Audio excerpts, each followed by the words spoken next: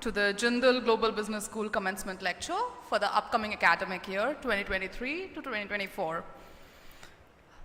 Now, I think I say it for everyone, especially staff and faculty, when I say that without our students, our university is like a canvas without its paint.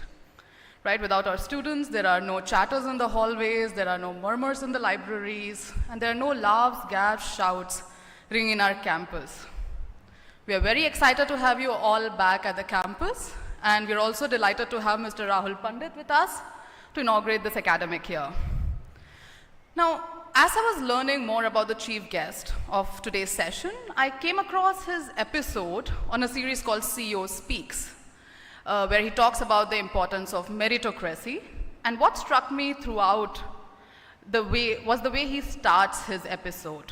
So here is a person who is successful peak of the business world, where many of our students aspire to reach. Here is a person who could have talked about any of his giant industrial achievements in the last 30 years. From the bustling corridors of the prestigious IHM Pusa to the hallways of distinguished institutions like IIM Ahmedabad, IIM Bangalore, FSM Delhi, ISB Hyderabad, and Cornell Nanyang, Singapore. Rahul Pandit has been a trailblazer. He has held prestigious positions with globally recognized brands, being the founding MD and CEO of Hampstead Living, MD and CEO of Tata Group's Ginger Hotels, and a key member of Tata Leadership Council. His vision and leadership have transformed the landscape of Indian hospitality industry. He's currently the Chief Executive Officer of Horizon Industrial Parks, which is Blackstone's India logistics platform. Hotelier India also featured him on its annual Indian Hospitality Power List in 2017. And guess what? I think this was in 1988. He represented India at the first South Asian Karate Championship. So here is a person who can inspire you just solely on the basis of his individual achievements. And he could have talked about absolutely any of these for his CEO Speaks.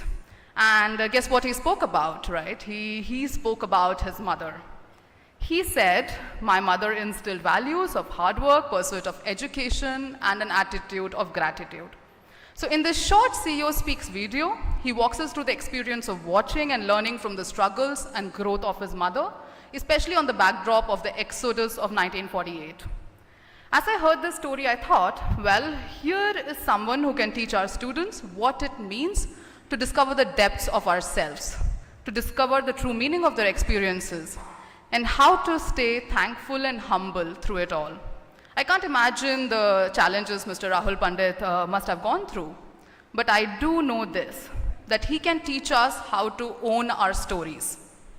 Welcome to OP Jindal Global University and Jindal Global Business School, Mr. Rahul Pandit. We are grateful and excited to have you with us. Now, please join me in welcoming Professor Mayank Dondial, the Dean of Jindal Global Business School, for the welcome address.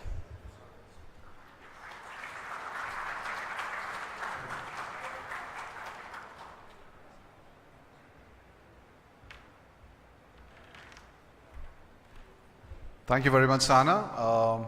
Hello, everyone. A very warm welcome to Jindal Global Business School, OP Jindal Global University. You know, I'm so delighted to see all of you here. But let me just quickly start by welcoming our chief guest, Mr. Pandit, who has come all the way from Bombay. So I would like to thank him, welcome him to JGU campus for taking out time for this commencement lecture of Jindal Global Business School. I would also like to, welcome and thank our Vice Chancellor, Professor C. Rajkumar. Professor C. Rajkumar has been the guiding light for the business school from the very start. And JGBS achieved multiple milestones, because of his leadership support provided to the B School. I would also like to thank Mr. Vikram Singh Thoma, who's the Director Admissions of the business school, I think, and also happens to be the first point of contact at JGU for all of you. I would like to thank, my colleague, Professor Sana, also for being part, of this session. I would also like to welcome all the staff and faculty members of Jindal Global Business School. Let me take this opportunity to thank you for your valued contributions day after day, every day, month after month. I think whatever achievements JGBS has been able to do is because of your hard work on a daily basis. Thank you very much.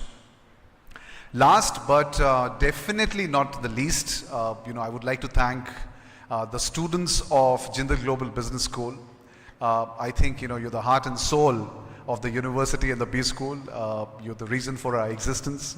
And I'm so glad, I think I can say safely on behalf of all the faculty members of the business school, we are so happy and delighted to see you back on campus. To all the existing students of B School, basically your seniors, I would like to say that we are happy to see you back. I think the campus was not feeling like a campus when you were not here, and it's come to life. To all the new students who join us here at JGBS, let me, on behalf of my faculty and staff members, assure you that we will make sure that you get the best experience, the best ecosystem. We are all there to make sure that we help you realize your potential and help you prepare for the future. On this commencement lecture of Jindal Global Business School, I think it's a very important topic on transformative leadership. I would like to thank Mr. Pandit for taking a very important topic.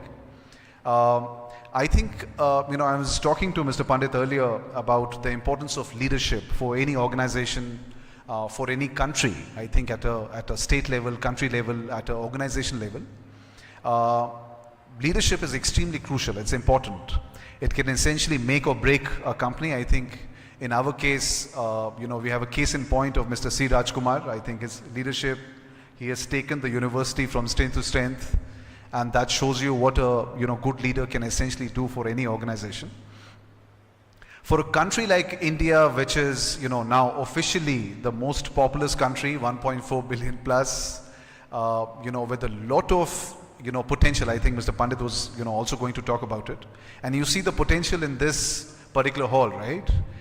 There is so much energy, what we sometimes also call as a demographic dividend. I think the kind of dividend that India has, I think no country has.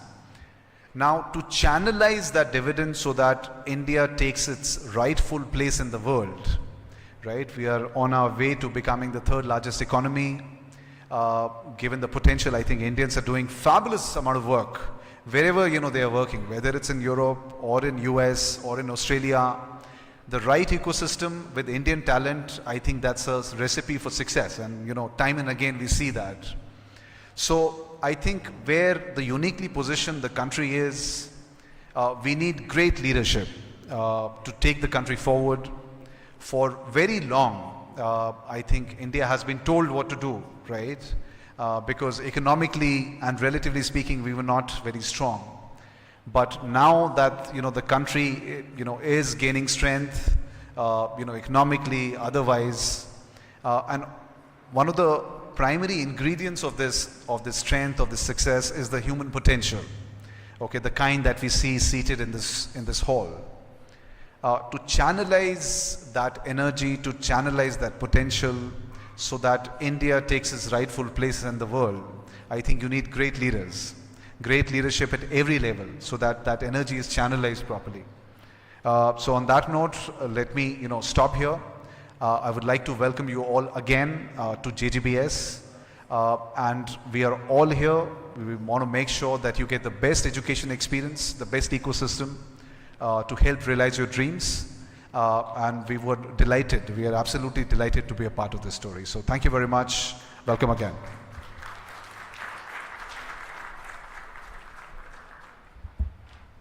Thank you, Mayank, for the warm welcome. Now let's move to the colors of our canvas. The students, I invite Mr. Vikram Singh Tomar, the Director and Head of JGBS Admission and Outreach, to introduce us to the incoming 2023 batch of Jindal Global Business School.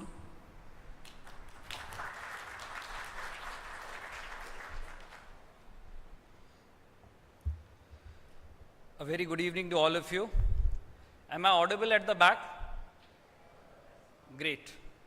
So as I was entering into this hall, I was very delighted because I could see some of the faces with whom we started our interaction as admissions team way back in September 2022. Because we have students from MBA which starts from November, the CAT exam. So I could see some of the faces, some of you as new, who interacted almost a week before.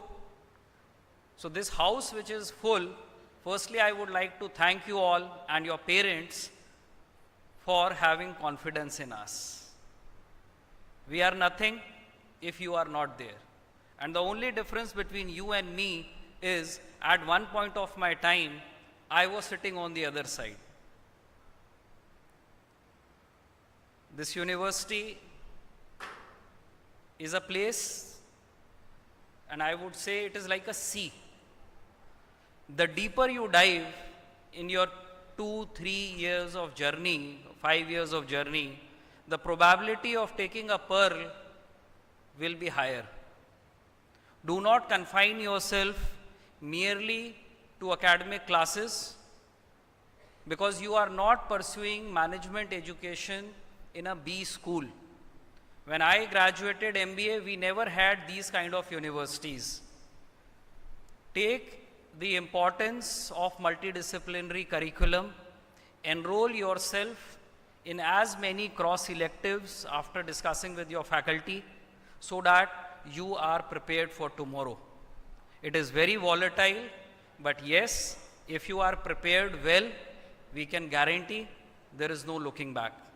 I welcome you all, the MBA 2-year program, the 1-year program, the BBA Honors Business Analytics, the Family Business, Financial Markets, and our 1-year Global MBA in Business Analytics. Once again, on behalf of the entire admission team, I welcome you and look forward for a healthy relationship. Thank you.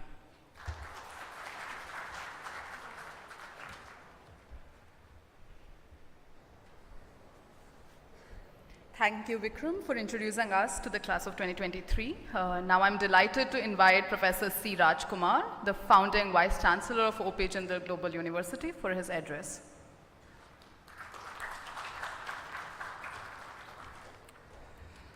Thank you, Professor Rajan. I would like to recognize the presence of the Dean of the Business School, Professor Mayank Dondial, Vikram Singh Tomar, who heads admissions, all the faculty members of the Jindal Global Business School, and of course the chief guest of today's occasion, Mr. Rahul Pandit. It's indeed a special moment for all of us here at Jindal Global Business School and OP Jindal Global University for welcoming the 2023 batch of the Jindal Global Business School students, comprising of various programs, including the BBA programs as well as the MBA programs. I know that it's a very important moment for those high school students who have moved from a rather protected environment within your own homes and schools to a university environment which is far more greater freedom, and it gives you that opportunity to grow and achieve your fullest potential. All I can say is that we are here to help you, support you, and to help you fulfill your dreams and aspirations. What I want to do in the next 8 to 10 minutes is to briefly introduce the university to you, because we are not a standalone business school. We pride in the fact that the Jindal Global Business School is part of a larger university. This university was founded as a philanthropic initiative of our founding Chancellor and benefactor, Mr. Naveen Jindal, in the year 2009. Before that, I had the privilege to study in 2 Indian institutions, Loyola College Madras and University of Delhi, after which I got the Rhodes Scholarship to go to Oxford. I did my Masters in Law from the University of Oxford.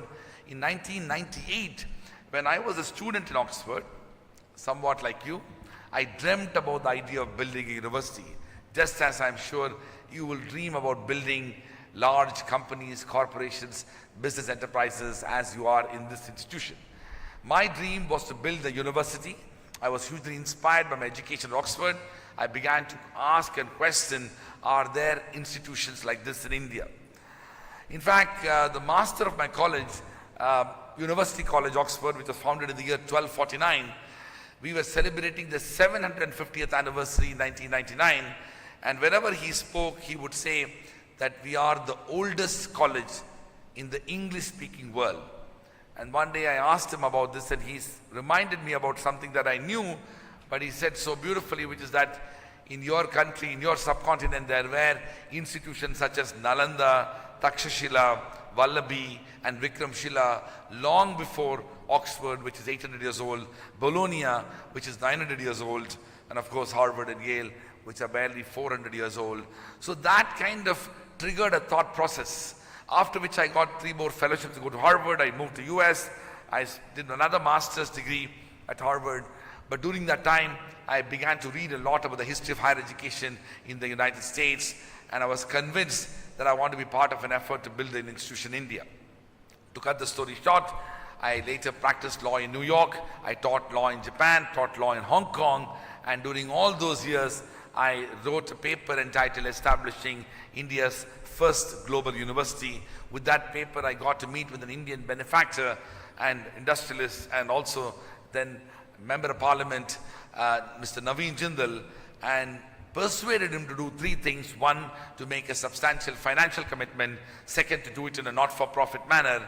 And 3rd, to let me have the academic freedom, autonomy and independence to build a world-class university in India. By late 2007, Mr. Jindal agreed to all of it, invited me to move to India, and January 2008 I moved to India. January to April 2008 I was trying to understand India myself as I was returning to India after a decade of living abroad. Very quickly I realized the impossibility of doing things in India, which I am sure you will realize as you move in the journey. But I also was conscious of the fact that if we do something like this, it is going to have the greatest impact because of what Mayank just said, which is the huge demographic dividend that India will inevitably have. And of course, you should know that at the dawn of Indian independence, our life expectancy was 32, and now it is 72.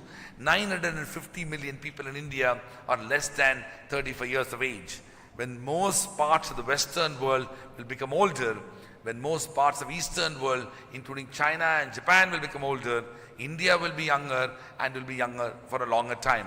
Young Indians like you will be shaping the future of India and the future of the world. And that is exactly why this university essentially was born with that vision. To cut the story short, as late as 27 January 2009, the law was passed to establish the university, and soon after I was appointed as the first Vice Chancellor of the university. Within a very short span of time, we engaged in an entire process of land acquisition, formulation of curriculum, course structure, program development, faculty recruitment plan, student admissions process, hiring of architects, construction engineers, contractors, and getting the government to pass a law. All of that happened in 6 months, and the next 6 months, from January 2009 onwards, we built a campus. One of India's largest construction company, Larsen & Toubro, worked 24/7, and we essentially simply made a campus from nothing. We of course had unlimited supply of Jindal steel, and of course the strong will that made it possible, led by our Chancellor, Mr. Jindal. As late as 30th September 2009, we began the first academic session of the first school of the university, Jindal Global Law School, with only 100 students, 10 full-time faculty members, 20 administrative staff, 4 classrooms, 1 office space for me as Vice Chancellor, and the 10 faculty members and the 20 administrative staff, as well as essentially accommodation for these 100 students. We never looked back since then. Year on year, we built a new school. In 2010, the business school was born. It's one of the older schools in the university, and then the School of International Affairs, the School of Public Policy, the School of Liberal Arts and Humanities, the School of Journalism and Communication, the School of Art and Architecture, the School of Banking and Finance, the School of Environment and Sustainability, the School of Psychology and Counseling, the School of Languages and Literature, and the School of Public Health and Human Development. We moved from 1 school to 12 schools in 15 years. We moved from 100 students to nearly 11,000 students. We moved from 10 full-time faculty members to 1,200 full-time faculty members. We moved from 20 administrative staff to nearly 2,000 plus administrative staff.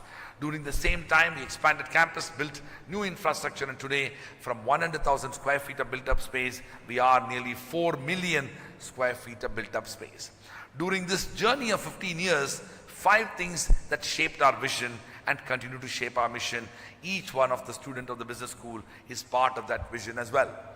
We are a global university. To be a global university means to have a global curriculum, to have a global course structure, a global program, a global faculty, a global research agenda, all of which promoting global interaction.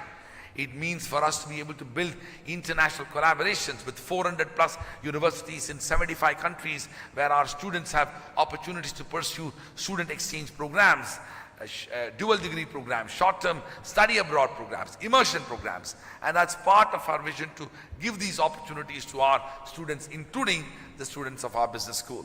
It also means for us to recruit faculty members from around the world. These 1,200 full-time faculty members come from 52 countries in the world, and the students end up coming from 60 countries in the world, and the faculty and students come from all states and union territories of India. That's the first part of our vision, which is the global vision. Second part of our vision is our strong commitment to interdisciplinarity. We are very conscious of the fact that the world of business is changing, and increasingly business leaders ought to be conscious of other aspects, including issues surrounding psychology and organizational behavior, issues surrounding environment and sustainability, public policy and international relations, and of course law and ethics and other aspects of compliance. All these things are available for you. Every day after 4 p.m. we offer 400 plus elective courses that are available for all students, including students of business school. And I'm happy to report that the students of business school are among the school in this entire university, the largest beneficiaries of the interdisciplinary opportunity, in which the students of the business school take up courses in the public policy school, in the international affairs school, in the journalism school, in the environment and sustainability school, in the law school. And we are very, very delighted about it. The third aspect of our university is our strong commitment to research. We have 55 research centers and 3 capacity building institutes. Each of these research centers are advancing the research agenda. Our faculty members are at the vanguard of research. The Jindal Global Business School is a powerhouse of research, where its outstanding faculty members are constantly engaged in research and publications and promoting scholarship. It produces the largest number of Scopus Index publications, and we are very delighted that it ranks among the highest in relation to faculty output publications, even exceeding the IIMs in terms of the faculty output when it comes to Scopus Index publications. The fourth aspect of our university is our strong commitment to diversity and pluralism and inclusivity. I'm very happy to report that 50% of our students are women, 55% of our full-time faculty members are women, and nearly 50% of our leadership positions are held by women, and that's something advances our commitment to diversity. We are also conscious of the fact that we need to build inclusivity. Over 50% of our students are on scholarship, and we have spent over 250 crores in the last over decade to provide access to students who can't afford to study at Jindal. This is the continuing effort, and we will continue to work towards advancing and fulfilling the goals of diversity, pluralism, and inclusion. And the last part of our vision is our strong commitment to bridging the gap between theory and practice, and also to recognize the need for experiential learning, and also to provide opportunities for our students in capstone projects, internships, and ultimately empower them to have good placement opportunities and build careers.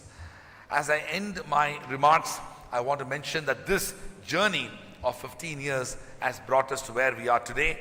We have been now consistently ranked as India's first ranked private university by the QS World Rankings. We're also been recognized as an institution of eminence by the Government of India, the recognition of which is given only to 8 public universities and 4 private universities. And we are the only non-STEM, non-medicine university among the 1,000 plus Indian universities which have been given the status of an institution of eminence. I want to end by saying that congratulations to all the students who have joined the Jindal Global Business School. You have an extraordinary opportunity to dream big and to achieve your fullest potential. We are a relatively accessible faculty. Your faculty members and deans are very accessible. Feel free to reach out to them. At my office, you can indeed reach out to me in case you have any challenges. I also intend to start my annual faculty conversation with students where you can sign up and anybody, regardless of whichever year, can come and spend an hour with me conversing on any topic or issue that you want to discuss, and an email will be coming to you shortly about that as well. I also want to mention that being part of a residential university means that don't only confine your interest in academics.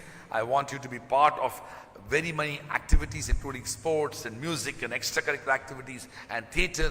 We have over 25 plus student run societies. I sincerely hope you will become part of it, forge new friendships and relationships, not only from students who come from your own state or city, also those who only speak your own language.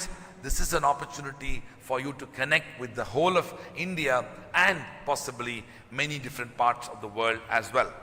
I want to end by saying that we are deeply grateful to our distinguished chief guest who has been already introduced so beautifully by Professor Rajan. All I can say is that he has been a great champion and supporter of OP Jindal Global University for the last several years. I have had the privilege to interact with him before, but at very short notice, he accepted our invitation to deliver the commencement lecture.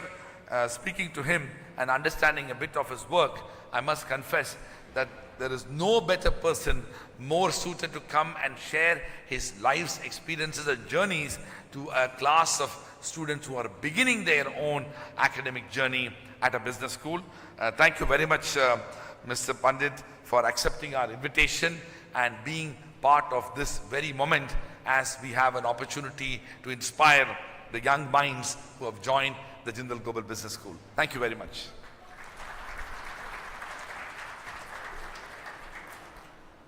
Thank you, Professor Raj. Now, let's pivot to the much-awaited part of our event. I invite Mr. Rahul Pandit to share his insights about transformative leadership through self-discovery. I request just 2 to 3 minutes. It is going to set up the projector, and we'll just start.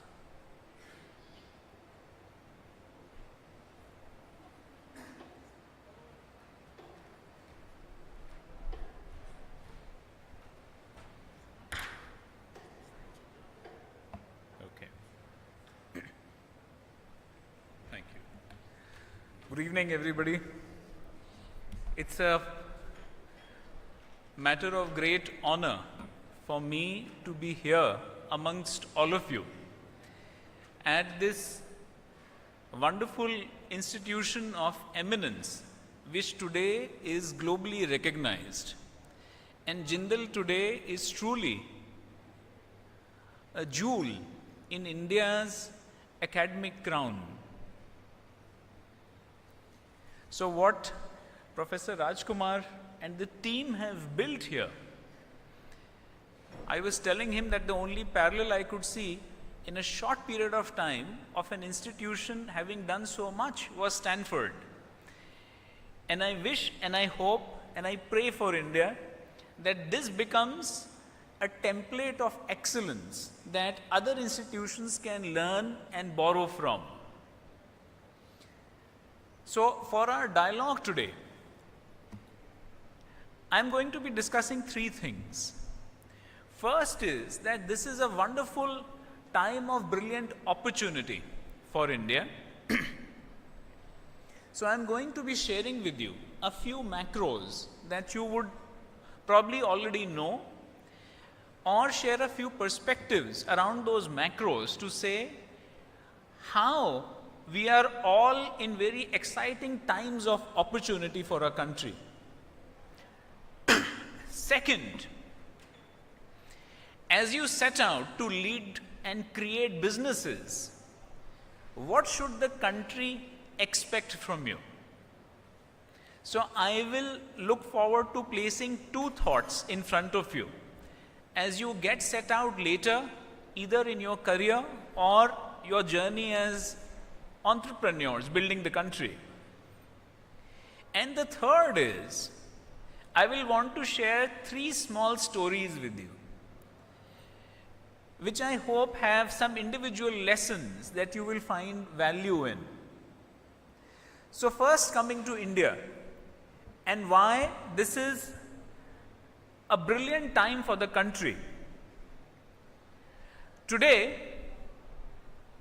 this is not India's decade. This is India's century. The fulcrum of the global economy is now shifting from the west to the east. So what's happening in India right now? So if you read IMF's latest forecast, the world this year and next year is supposed to be growing at 3%. Advanced economies, including the United States, are set to grow 1.5% this year and 1.4% next year. India is the shining star. So this year we are going to grow 6.1% and next year 6.3%.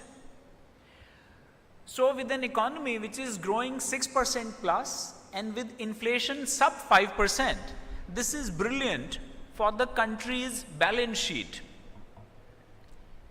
So while this is happening, what's also the economic reality on the ground? So 30 years ago,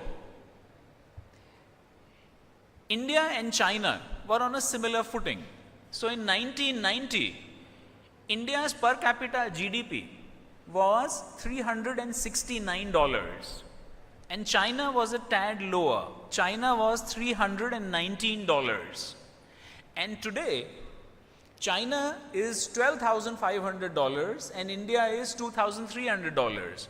So it's a 5.5x differential. So what has happened and what is it that we could learn from China? And similarly, the biggest economy in the world today, which is the United States. So US is a $23 trillion economy. China is an 18 trillion economy. So what can we learn from these economies? So the growth in the United States happened actually, the accelerated growth in 17 years, from 1968 to 1985. These were the years where the Republicans and the Democrats came together to build two things for the United States. First was massive infrastructure. So the railroads, ports, airports, and other asset classes, hotels, office, all that you see, the big growth happened in those 17 years. So first was the injection of public capex to deliver infrastructure, and the second was investment in R&D. Then China, starting 1992, borrowed from the US playbook, and the 3 decades further from there, China also led an investment into infra strategy, followed by R&D. Now today we are at a very interesting inflection point. So COVID has given India an additional arbitrage, because post-COVID, as you know, global supply lines and manufacturing is getting rerouted. So what has the government done, for example, on the infra side? The Indian government has now committed to a $1.2 trillion investment, which is a rolling investment in 5 years under a program called Gati Shakti. So when we see what's happening with this investment, and also there are 3 key macros. So, and Professor Mayank alluded to the first when he spoke of the demographic dividend. Then there is a macro of urbanization, and then a third macro of digitization. When you combine these macros, and those of you who've done economics, or let's say economics 101. So economics, simply stated, you think of economics as a car driving on the road. The 4 wheels of the car are demand, supply, labor, and capital. So what US and China demonstrated is, how do you drive demand, supply, labor, and capital in unison? So what's happening to India with these macros? The first is demographics. Today, at 1.43 billion people, we are the most populous country in the world. And hey, what Prof. Rajkumar was saying, we have a sustainable advantage in the demographics, because as the rest of the world is aging, India is very youthful. and we are going to be youthful for the next couple of decades. The average age in India today is 29 years. In another 25 years, which will be 2047, which will be 100 years of our independence, 1/5 of the world's total workforce is going to be Indians. This means all of you, all of us here in this room, India will be able to punch above its weight in the affairs of the world. So with this sort of demographics, there is natural demand traction. That's what's leading to India becoming a massive consumption economy. And also with this demographics, there is generation of massive labor. So that addresses the demand and the labor side of economics. Then with urbanization, today 3% of our total land mass is in urban areas, which generates 70% of the country's GDP. And I'll give you one small anecdote of the speed of urbanization. 85 million Indians, which is like the population of Germany, have moved into our cities over the last 10 years. Now in India, we are used to such large numbers. And my daughter was one day asking me, she said, hey, how come we don't notice these people? If you tell me there are 85 million Indians who are moving into the cities, because they look like you and me, more like you. There are very few, bald guys who can sport a ponytail. But imagine if these 85 million people were Germans, suddenly you will say, hey guys, literally and figuratively, you would be able to figure out the influx which was happening. 34% of India today lives in our cities. And in the next 25 years, 50% of India would be in our cities. So with so many people moving to cities and the economy moving towards the services, tertiary side, it's going to lead to a big boom in multiple consumption sectors. This means there will be a massive creation of supply. So one example you can see here, when I hear Professor Rajkumar speak about creating 4 million square feet of a real estate asset here, that's creation of supply. So not only on the real estate side, multiple sides will see this creation of supply, including creation of intellectual property. And with this will also drive the momentum for manufacturing, because consumption and manufacturing go hand in hand. The third major macro which is playing out in front of our eyes today is the macro of digitization.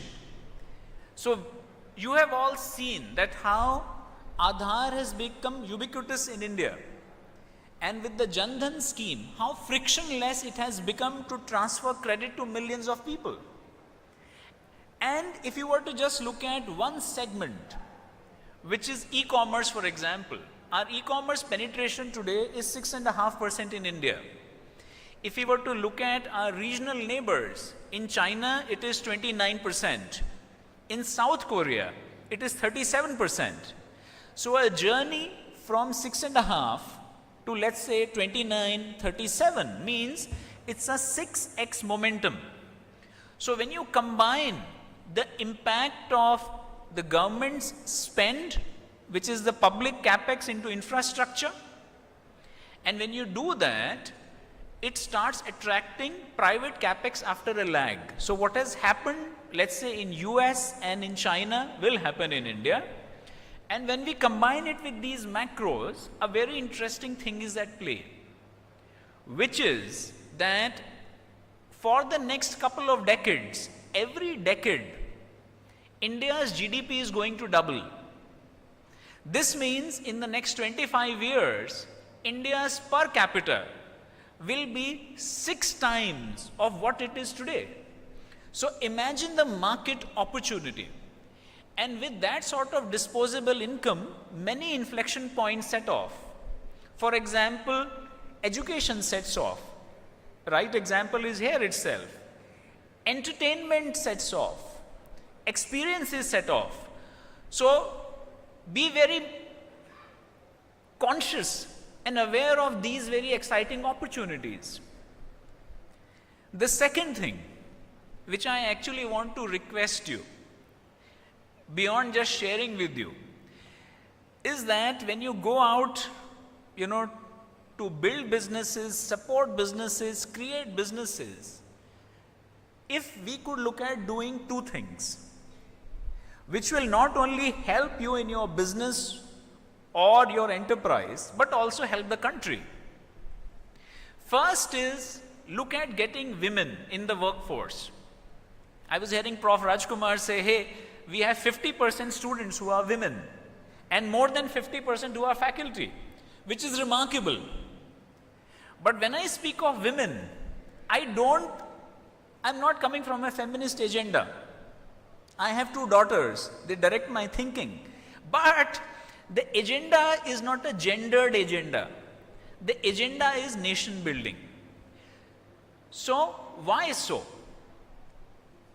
Japan, which even today punches above its weight, it's a small country, has 51% women in its workforce. The United States has 57% women in its workforce. China has 64% women in its workforce. India has 24% only. So if we want to double the GDP, a very simple formula is double women in the workforce. So when you are in positions to be making those decisions and influencing policy, you don't need to create reservations for women. The only thing I would urge you is that everything else being equal, please vote in favor of women.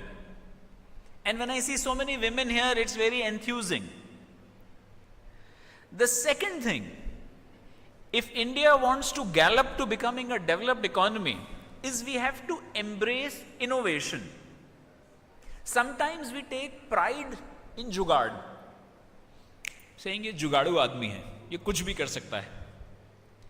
So जुगाड़ is a quick fix. It seems low cost, but it's a low cost, inefficient quick fix. It's not sustainable. What is sustainable is innovation. Another small country, South Korea, they register 320,000 patents a year. Japan registers 500,000 patents a year. The United States registers 840,000 patents a year. China, on an average, registers 1.6 million patents a year. India registers 75,000 patents a year. So registering a patent is just one symptom of saying how much intellectual capital A are we generating, B which is sustainable, and C that it's transferable. Intellectual capital is a country's long-term wealth. And I'll give you one small example of what it actually means for business. 2023, the company which has delivered the best listing and best post-listing performance on the stock market in India is a drone company called Idea Forge Technologies. So 3 young IIT Bombay guys did it 15, 16 years ago. That company today has 78 patents unique across a spectrum from imaging, to surveillance and all of that, which is unique. And how have the markets rewarded it? Its IPO price was $672 and it trades today at 1100 plus rupees. This is just a small example of what happens when we create huge intellectual capital.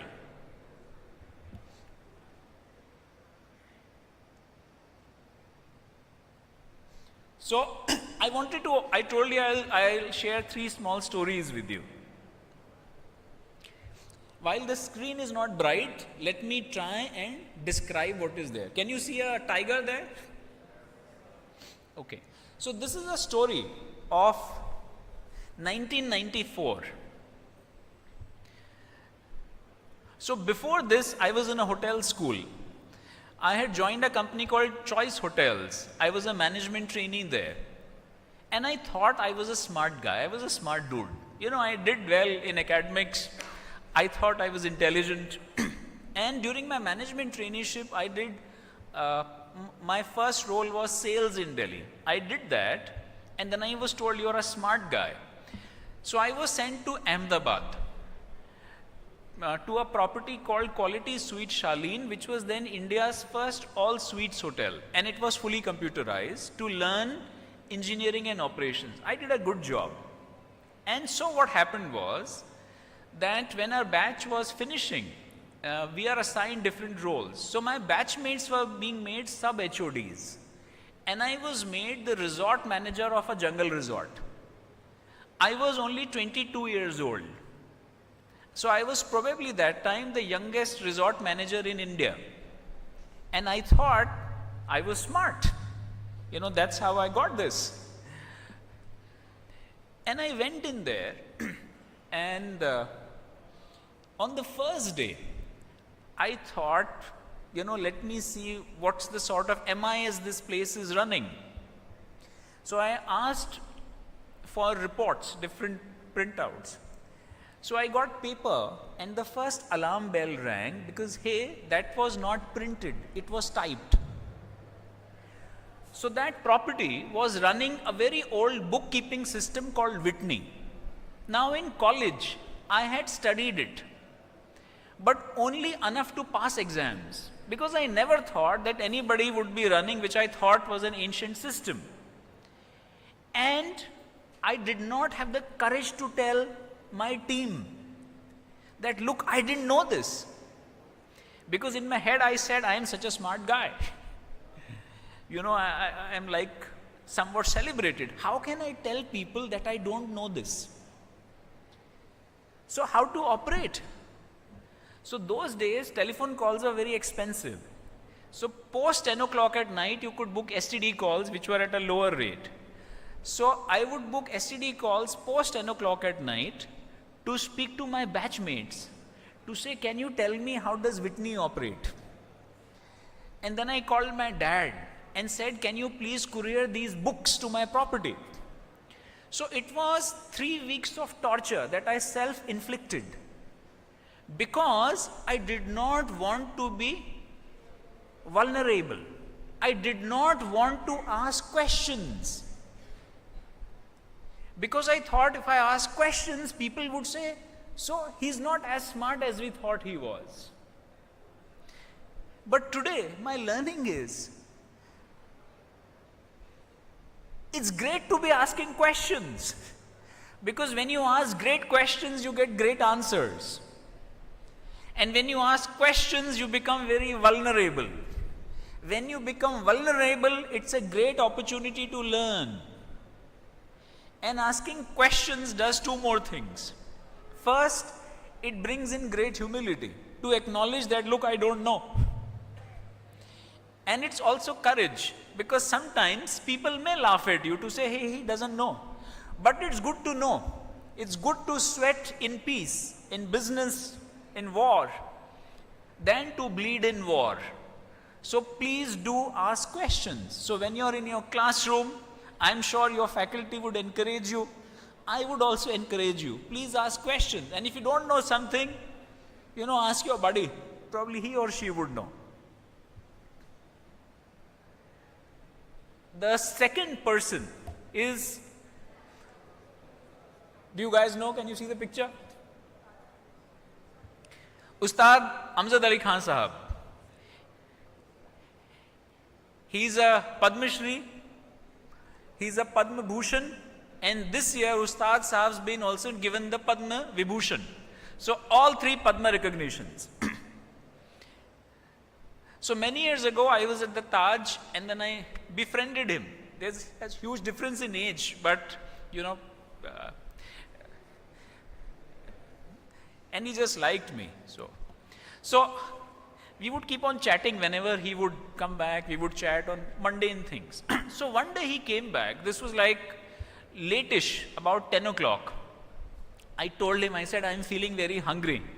Let me take you to a restaurant. Let's have a quick bite. He said, actually, I am also very hungry, but I am tired. Let's go to my room and eat something there. So I said, okay. So we went up. I said, what would you have? So we decided we would have biryani. So by the time I am ordering the biryani, Ustad Sahab had taken out his tabla and put it on his bed. And then he took out the bed sheet and put it on the tabla to muffle the sound. And while I am ordering, he had started playing the tabla. So while food is coming, he's still playing. So then in between he told me, "Kaisa hai?" What he was playing. So I like music, but I don't know music. So I told him, "Acha hai." Then he kept on playing. Then the food also came. Now I was hungry. So I was thinking, he should stop playing. I will eat it. But how do I tell him? So I said, food has come. So he's still playing. He said, हाँ, आप खाइए. Now I cannot eat. It's impolite. Plus I didn't know if I let him keep on playing the tabla, would he eat also or would he just keep on playing? Plus the next day morning, I still remember he had a 6 a.m. flight. So food is sitting there, it's getting cold and I am hungry. So how do I nudge him? So he's still playing the tabla. So then I told him, I said, you have a flight at 6 a.m. in the morning. He smiled. So he was playing, he smiled. He said, yes. And he's still playing the tabla. Then I don't know what else to do. And, it was like close to 11 o'clock. So I told him, for your flight, you will have to get up at 4 a.m. in the morning. So he's still playing the tabla. He said, yes. So while he came up, he was very tired. But now he's all energy and he's still playing. Now I still didn't know what to do because he was still playing. Then I asked him, I said, you had a concert today? He's playing. He said, yes. Then I said, he's still not getting it. So I said, you would have played there for 2-3 hours today. He said, yes. And he's still playing. Then I couldn't hold myself back. So I said, you played there for 2-3 hours. Food is getting cold. No, I didn't say food is getting cold. I said, you had played there. So why are you playing now? Then he told me, he said, अरे वो तो concert था, ये तो रियाज है. So this was a man. Can you imagine his biology? He was tired when he came up. He was hungry. He had played a couple of hours, but his mind said, I have not done my riyaz. When he put the tabla on the bed and he muffled it with the bed sheet so that it should not disturb the others, but he was very focused. So what is consistency? What is discipline? It's very simple. That we do what is required even when we are faced with pleasure or pain. That was a great learning. This other picture is a couple of years old when I had a good head of hair. The gentleman in front of me, now deceased, is the luminary. He is the last man to walk the moon. Commander Eugene Cernan of the United States Air Force. Last man to walk the moon. He's been to space thrice and he's been to the moon twice. Apollo 10 and Apollo 17. So when I met him, he had his own business and I met him. He was then the brand ambassador of Omega. So one day we were chatting on some stuff and I said, how did it feel when you were out into space? And before that we were speaking of regular troubles and what ails people, and how can you focus on what your mission is. So he could not say Rahul, so he would say Rahul. So he said, Rahul, when I was in space and I started seeing the earth, it became so quiet and it became so small. So you know what? It's good to be passionate, but get some distance. So you should have dispassion. Be dispassionate to be passionate. He said, because you have a shot at doing your job well, don't have attachment to results. And listening to him, and I'm sure in your families you would have listened to Karmanya Vadika Raste Ma Phaleshu Kadachana. Ma Karmafal Heturbu Mate Sankovastu Akarmani.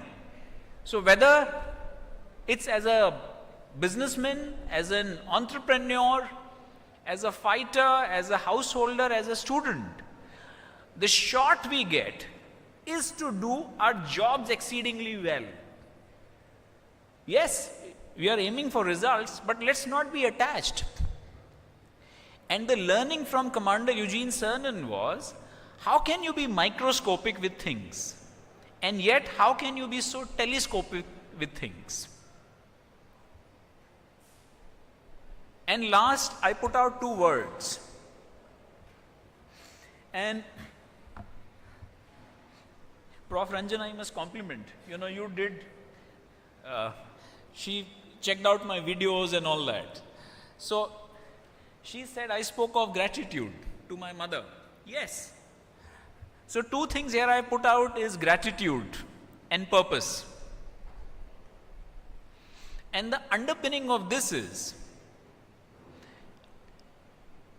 you know, we are born with expiry dates. I don't know about you, but I'm certain I have an expiry date. You know, I've tried to figure out, kahan likha hai? Sometimes taking a shower, is there a date printed? I have not been, but I'm certain I have an expiry date. So if we have an expiry date, what's our purpose here? And I can tell you, all of us in this room are very privileged. You know, we all won the ovarian lottery. All of us in this room had the good fortune of being born in decent families, which could give us decent education. And truly, we are a minority in India. Because we are a minority that speaks English. So with all these advantages in life, we have been given a head start. And if you consider COVID, which has just gone by, my big thing after COVID is when I get up in the morning and see the mirror, I say, hey, this guy I saw last night also. And there was no guarantee that I was going to see this guy today morning also. So God's every day giving us a gift. So you get a gift every day and you have been given a head start in life. Then can you meld it in your purpose? So if you want an effective business, you know, in business we say, while you may do your strategy very well, you need to have a defining purpose of the business. Because your strategy may change, but the purpose is the guiding light. Similarly, if you are going to be good in business, I would urge all of you to also start defining what's the purpose that you are driven by. And if you create strategy plans for your companies, your businesses, please also create a strategy plan for yourself. It could be very simple. What do you want to do personally? What do you want to do professionally? Please set deadlines for yourself. By when would you want to get that done? Maybe personally it is health, family, wealth, business, maybe roles, whatever it is. And then say, how am I going to get this done? So have a strat plan for yourself. And with time, please review the strat plan. Maybe you review it every month. Maybe you sit down and have a focus board review with yourself every quarter. Your strat plan may change, but the purpose will define where you're going. And when you meld your purpose into business, it becomes beautiful. I'll give you one Last story. So I was part of the founding team of a company called Lemon Tree Hotels, which is today India's largest listed mid-market hotel company. So the founder and chairman of the company, who's also a very good friend and a mentor, Patu Keswani. So one day we were chatting and he said that, hey, why don't we look at doing something unique with people with disabilities? So it was a small conversation. So in India, as per the last census, there are 21 million people who are disabled. And that figure may not be right, because disability in our society is a taboo. You know, when somebody comes to your house, many people will say, you know, even if you have some disabled, nobody will want to report it. So on one hand, while we have the war for talent, can you imagine there is this demographic of 21 million people talent that nobody is touching. So we said, okay, let's start this. And when we started it, for the first couple of months, we were trying to do a small pilot in 2-3 hotels between Gurgaon and I think Pune and Goa. And we were hardly getting any traction. No employees were getting hired. And the reason was, very quickly, one day I was speaking to some GMs and then I realized the reason was that there was resistance from within. Because the company is run on very tight staffing ratios. So the P&L heads and the general managers thought that, hey, if we get people, you know, who have some sort of a physical or a cognitive challenge, will they be as productive as the so-called able people? So there was natural resistance to recruiting anybody. So I said, okay, for these hotels for this year, these numbers are above your wage bill. And an amazing thing happened. The moment it was to say, hey, it's not impacting my wage bill, then we recruited some people. And what was the learning? The learning was that the disability was on our side, not that side. Because they could still speak in sign language, for example, and we were disabled, we could not speak sign language. So very quickly we said, if we want this demographic, the disability is here, let's learn the language. And in 2 minutes, you will realize how easy it is to surmount. So if you guys want, in 2 minutes, we can learn sign language. Do you want to do it? Those who want to do it can raise their hands. Those who are raising their right hands, please raise your left hands. And vice versa. Those who raise their left, raise the right. When you do this, it tells the hippocampus and the amygdala both are in sync. Thank you. So very simple. If you want to say thank you, thank you. If you want to say good, this is good. So let's say you want to say good morning, this is good.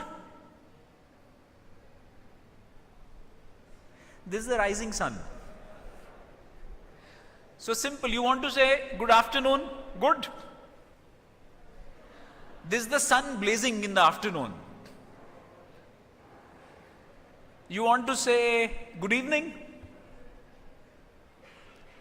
sun setting in the evening. So simple. Then quickly we realized that this demographic was as productive, if not more, than the others. And I'll tell you this. Then after some time, I recruited one of my EAs who was 100% visually challenged. Because we wanted to work on that challenge, so I said, let me work with somebody to understand. His name is Shubham Arora. So when I met him the first time, so I said, what do you like? He said, I like Salman movies. So I was a little perplexed. So I said, how do I ask him? What does he do with the Salman movie? So I said, so Shubham, what do you do for a Salman movie? He said, sir, first day, first show. I buy the ticket, I go to the theater and I enjoy it. I said, wow, That's a guy who's living life. Imagine, sometimes if you were to just shut your eye, imagine, can you do it for one day and operate? Sometimes when we creep to God, even if we have a toothache, it can be so troublesome, you will forget everything else. And not only this, he turned out to be one of our best internet researchers. He used a software, I remember it was called JAWS, which would convert the signal into auditory. And he still sends me WhatsApp messages. So the point is that if you start defining your purpose and your strat map, and we be very grateful for what we have, I think we will truly do justice to this unique opportunity and this gift that all of us have been given. So thank you. Thank you very much.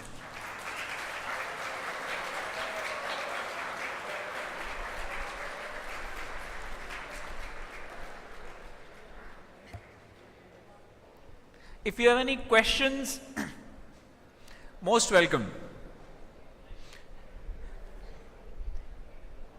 Okay, gentlemen in the specs, please announce your name and then your question. Okay, can you just hold on for a sec?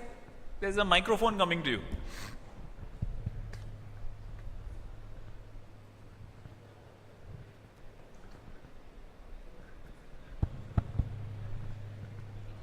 Good evening, sir. So my name is Ivansh Quatra. Sir, first of all, thank you so much for coming here and telling us your experience stories.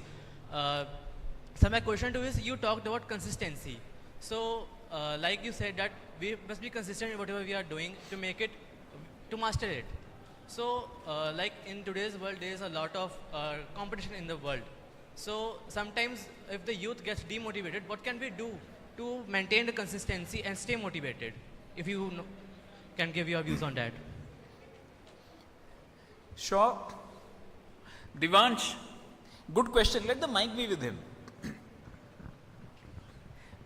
Sir, okay, Divansh has a question saying. sir, my name is look, Ivansh. Sir. Sir, my name is Ivansh. IVANSH. I am. My name is Ivansh. IVANSH. Not D. It starts with I. N. IVANSH, sir. It comes with not a D, just I. Ivansh. I as in India. Okay, thank you. Great. So Ivansh has a great question to say, while consistency is great, but there will be occasions when it will be difficult for us to do. So what do we do? That's the question. Yes, sir. Did you read Panchatantra stories growing up? No, sir. Okay. Who is the most powerful animal in the jungle? Who is the king of the jungle? Sir, lion. Lion. Okay. So imagine lion who is such a powerful animal. Lion will also have bad days sometimes. Sometimes he has a fight with the lioness. Sometimes he's told something to the cubs. They are not listening to him. Something is happening. So in Panchatantra there is a beautiful shlok. It says, Udyamin hi siddhyanti. Udyam is work, effort. Udyamen hi siddhyanti. Karyani na manorathai. Nahi suptasya simhasya. Pravishanti mukhe mriga. That the lion who is the king of the jungle, the deer doesn't walk into the lion's mouth. The deer doesn't say, hey, lion, today is my day. Can I come and why don't you eat me? No, the lion has to go out and chase the prey every day. Whether it is sunshine, whether it is monsoons, whether it's a spat in the family, nobody is listening to him. Because if the lion doesn't do it, the lion will die. So I have no easy answer for this. The easy answer is that we are all Homo sapiens. Homo sapiens have two very unique things which have been given to us. One is our hippocampus up front, which is our rational thinking. The second is at the back, 50 grams of amygdala, which is the seat of our emotive responses. If rationally you defined a purpose in life, then all emotions have to go and say, I will do this, come pain or pleasure. So there is no answer. What is a certainty is that yes, there will be bad days. What is a certainty is that yes, one day you will get up in the morning, you will spill milk on yourself, your friend will not take your call, your parent may not speak to you nicely, maybe you get very low marks. All those are certainties.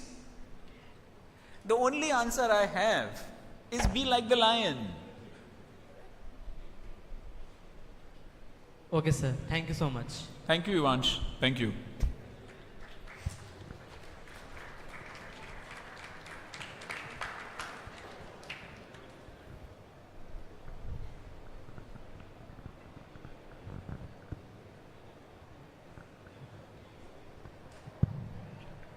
Very good afternoon, Mr. Pandit. Indeed, it was a wonderful talk, and you touched upon very relevant aspects of leadership. Speaking about self-discovery and all.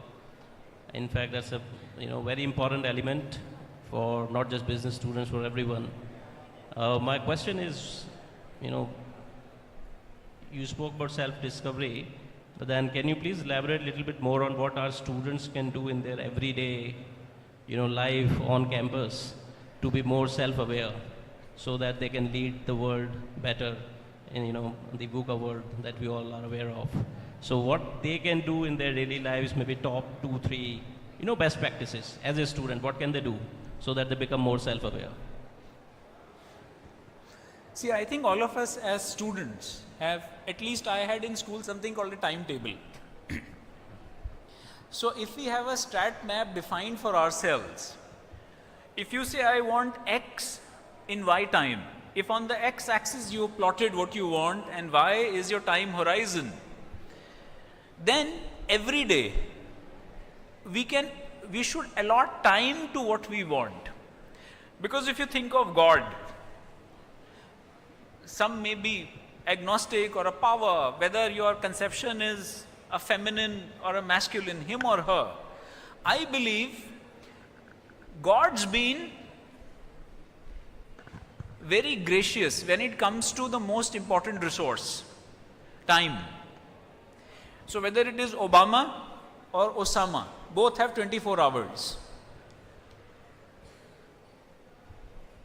I'm not debating the philosophies. So if everybody has 24 hours, one is, how are we going to be planning our day and then stick to that schedule? So it sounds simple, but again there will be lots of temptations. So the thing is to create a schedule and stick to it. Second thing, as students, I must tell you a very small thing. I had an Irish professor at Cornell. So one day this gentleman came to class, and instead of teaching the regular topic, he said, I will teach you the Irish secret to good health. So as students, as youngsters, if we can learn good health, it's important. So on the board, he wrote S-E-E, like the word sea. Can you visualize S-E-E? Under S, he wrote 7, then 6 and 5. S-E-E 765. He said the secret to good health is sleep for 7 hours a day, eat 6 days of the week, and exercise 5 days of the week. And then he looked at us, about 20 of us. He said, and you guys get it wrong, because you exercise for 7 days and you sleep for 5 hours. So, I don't know if the answer you were looking for. So one is, please create a schedule, because time will pass. So the most important resource all of us have is time. So please create a schedule and be very rigorous with yourselves in following that. And second is, please do take great care of your health. You know, one day, as I said, all of us will disappear. My only wish is when I disappear, I don't want to be in a hospital and I don't want to be dependent on anybody. You know, it will be wonderful if I could send all of you an email or whatever is on that time, some chat or something saying, guys, this day I'm going to be disappearing, so please come and meet me and I'll give you one last hug. Thank you. Thank you very much.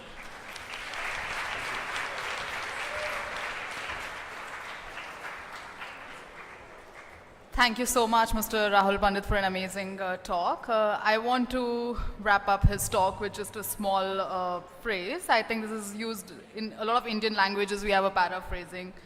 Namanti falino vrukshaha namanti gunino gana shushka kasthasya murkhashas nasa namanti kadachan. Which basically means noble and virtual peoples are always humble and are always committed to helping others, and they are compared to the tree bowing down with the weight of its fruit, where the fruit is basically knowledge. And in contrast to unnoble people who are always rigid and unadjusting like dried wood. I think a lot of what Mr. Rahul Pandit talked about, vulnerability and leading people with compassion and knowledge, speaks to that. Now I'm going to call I request Professor Dabiru Sridhar Patnaik, the Registrar of OP Jindal Global University, to deliver the vote of thanks.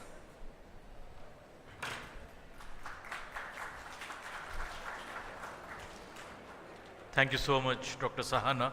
And first of all, thank you all for your indulgence.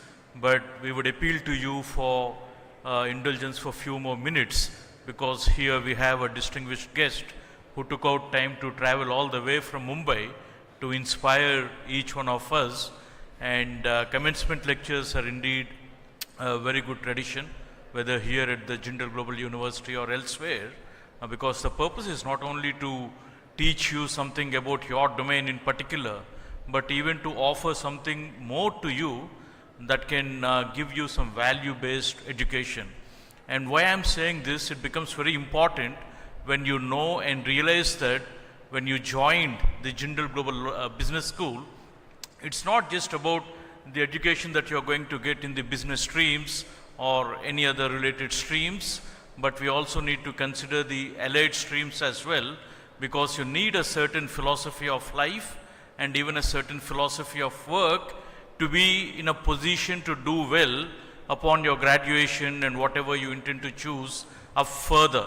And that is what you can expect here at the OP Jindal Global University, whether you had joined the BBM programs or the integrated BBA, MBA, or even the MBA programs for that particular matter, because you not only have a great set of faculty members at the business school, but you can also choose courses from other schools, and there is a wonderful ecosystem here that can sort of, engage you on all fronts, both intellectually and even otherwise, because that's a kind of an ecosystem that you require to evolve as successful individuals.